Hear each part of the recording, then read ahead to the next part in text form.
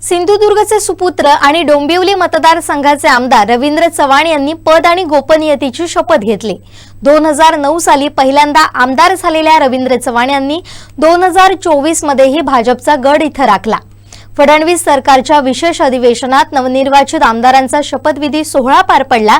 रवींद्र चव्हाण यांनी चौथ्यांदा आमदारकीची शपथ यावेळी घेतली। पाहुयात तो क्षण।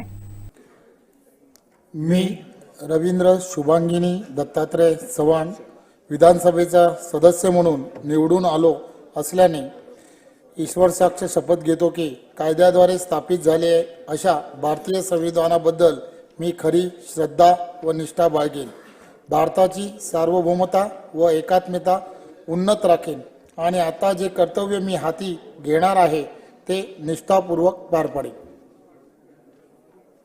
शंभूराज देसाई, श्री राज। आमचे दिवसभरातले सर्व अपडेट्स, ताज्या घडामोडी आणि थेट लाईव्ह पाहण्यासाठी सबस्क्राइब करा, लाईक करा कोकणचं नंबर 1 महा चॅनल कोकण 7 लाईव्हचं YouTube चॅनल।